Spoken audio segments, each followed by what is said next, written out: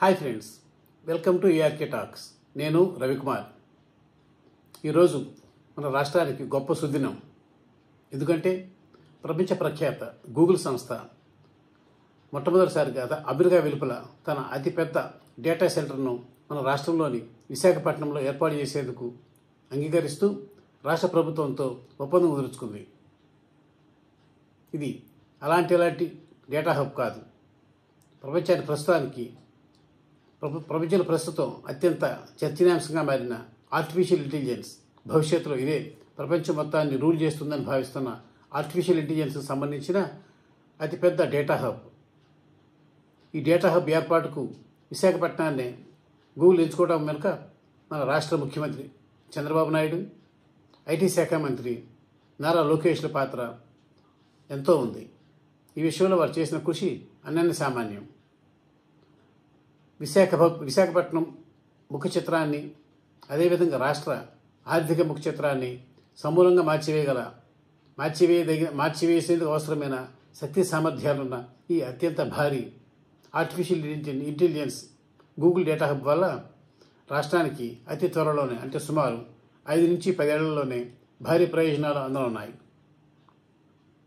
అసలు ఇంతటి భారీ పెట్టుబడిని గూగుల్ సంస్థ మన రాష్ట్రంలోనే, అది అంతగా ఐటీ పరిశ్రమలు వేళ్ళూనుకొని విశాఖపట్నంలోనే దేశంలోనే ఐటీ పరిశ్రమలకు పేరొందిన బెంగళూరు, పూణే, హైదరాబాద్, చెన్నై, గుర్గావ్ ఇలాంటి ఎన్నెన్నో పట్టణాలు ఉన్నప్పటికీ వాటన్నింటినీ కాదనుకుని, పైగా ముంబైలోనే గూగుల్కు ఒక కార్యాలయం కూడా ఉంది. అక్కడ కూడా కావాలంటే ఈ డేటా హబ్ను నెలకొల్పుకోవచ్చు. అయితే పైన పేర్కొని ఈ నగరాలన్నింటినీ కాదని, ఆఖరికి తనకు ఇప్పటికీ కార్యాలయం ఉన్న ముంబైని కూడా కాదనుకుని గూగుల్ సంస్థ విశాఖపట్నానికి రావటంలో, నిజం చెప్పాలంటే రప్పించటంలో, ఇందాకే చెప్పుకున్నట్లు ముఖ్యమంత్రి చంద్రబాబు, ఐటీ మంత్రి లోకేష్లు ప్రధాన పాత్రధారులు. ఇందుకోసం వారు చేసిన కృషి సుమారు 14-15 నెలలుగా వారు చేసిన కృషి అంతా ఇంత కాదు. కేంద్ర ప్రభుత్వాన్ని గూగుల్ సంస్థ కోరిన ప్రోత్సాహకాలు ఇప్పించేందుకు అంగీకరింపజేయడంలోనూ, గూగుల్ సంస్థ రాష్ట్రపరంగా కావలసిన ప్రోత్సాహకాలు, రాయితీలను ఇచ్చేందుకు అనుగుణమైన పాలసీని రూపొందించడంలోనూ వీరిద్దరూ ఎంతో చొరవ చూపారు. పైగా ఇవన్నీ కూడా ఒప్పందం తీసుకొచ్చే కొద్ది రోజు ముందు వరకు కూడా బయట ప్రపంచానికి, ఇతర రాష్ట్రాలకు తెలియకుండా అత్యంత రహస్యంగా, అత్యంత కట్టుదిట్టంగా ఈ తండ్రి కొడుకులిద్దరూ చేసిన గూగుల్ డేటా హబ్ను విశాఖపట్నానికి తీసుకొచ్చేందుకు వీరిద్దరూ చేసిన కృషి, చేసిన ప్రయత్నం, ఆ విషయంలో వారు చూపిన శ్రద్ధాశక్తులు, విజన్ అనన్య సామాన్యమైనవి.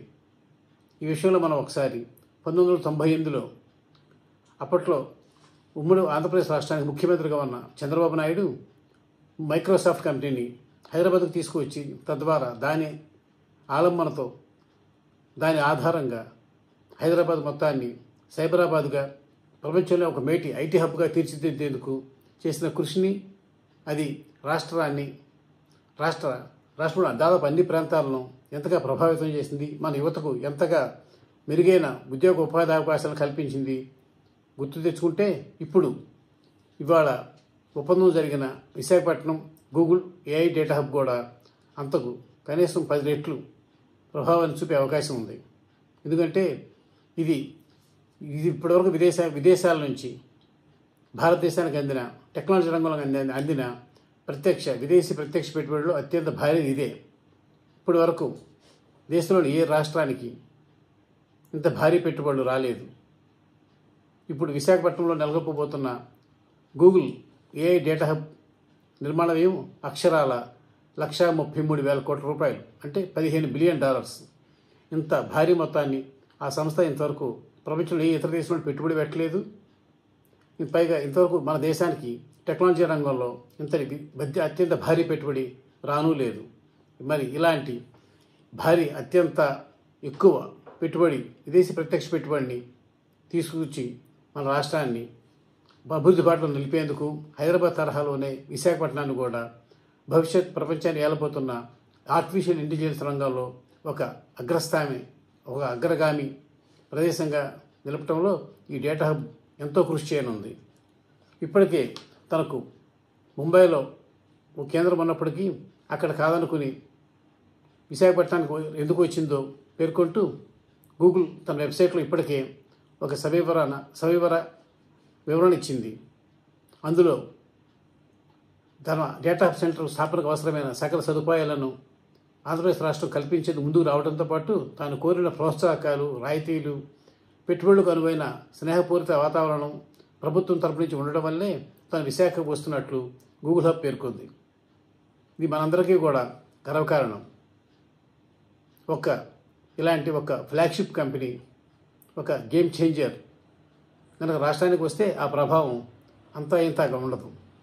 మైక్రోసాఫ్ట్ అప్పట్లో 1998లో అంటే సుమారు 27-28 ఏళ్ల క్రితం హైదరాబాద్కు వచ్చి అప్పటి రాష్ట్ర ముఖ చిత్రాన్ని పూర్తిగా ఎలా అయితే మార్చేసిందో ఇప్పుడు మన విశాఖపట్నంలో సుమారు 5 ఏళ్లలో రూపుదాల్చగలదని భావిస్తున్న ఈ గూగుల్ ఏఐ డేటా హబ్ కూడా అలాగే మన విశాఖపట్నం ముఖ చిత్రాన్ని, మన రాష్ట్ర ముఖ చిత్రాన్ని, ఆ మాటకు వస్తే దేశ ఆర్టిఫిషియల్ ఇంటెలిజెన్స్ డేటా హబ్ ముఖ చిత్రాన్ని సమూలంగా మార్చివేయనుంది.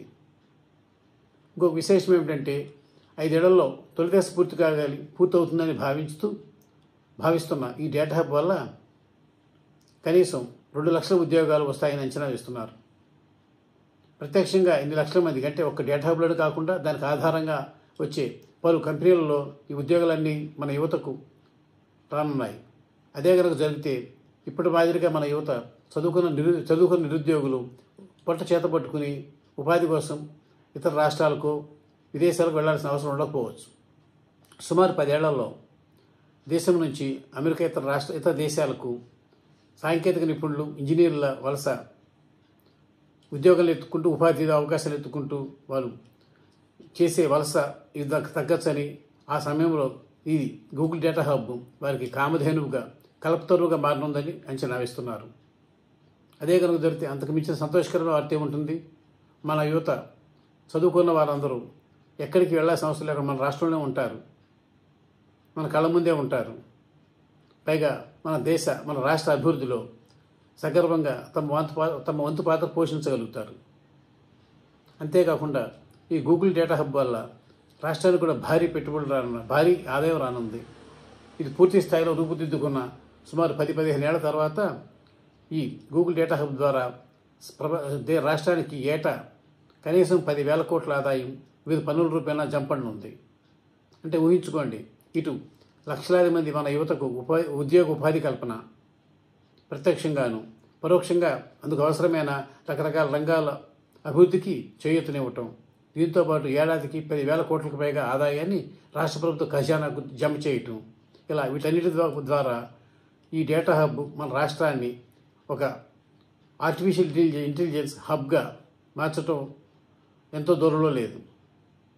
ఆ రోజు త్వరలోనే వస్తుందని మనందరం ఈ డేటా హబ్ ఫలితాలను అనుభూతి చెందుతామని, వీటి ఫలితాలు మన యువత మనం పూర్తి స్థాయిలో అందుకుని మన రాష్ట్రాన్ని ప్రగతి పథం వైపు పరుగులు తీరుతామని ఆశిద్దాం.